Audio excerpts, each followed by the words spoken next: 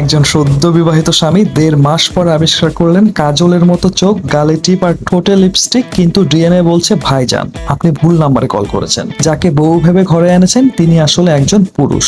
1.5 মাসে অনেক কিছু হয়, মানুষ প্রেমে পড়ে, সংসার গড়ে। আর এই ভাই 1.5 মাসে শুধু অ্যাভয়েড ফিজিক্যাল কন্ট্যাক্ট লাইনে থেকেছেন, কারণ স্ত্রী সবসময় ঘোমটা বা ওড়না দিয়ে মুখ ও শরীর ঢেকে রাখতেন। অসুস্থতার বাহানায় ঘনিষ্ঠতা এড়িয়ে চলতেন, কিন্তু শেষ পর্যায়ে সত্য প্রকাশ পায়, স্ত্রী আসলে একজন পুরুষ। রিয়েলিটি চেক রিপোর্ট বলছে তার শরীরের ভিতরে এখনো আপডেট পেন্ডিং, অপারেশন ইনকমপ্লিট। সেখানেই ভাঙে বিয়ের বাসি। ডিএনএ রিপোর্ট নয়, একটি গলাস্বরই সব উল্টে দেয়। পুলিশ এসে নিয়ে যায় বধূরূপী ভাইকে। এখন প্রশ্ন, ওই স্বামীর জন্য কি কোনো অ্যাওয়ার্ডের ব্যবস্থা হয়েছে? কমসে কম bravery award for emotional tolerance বা lifetime achievement in blind trust তো দেওয়া যেতেই পারে।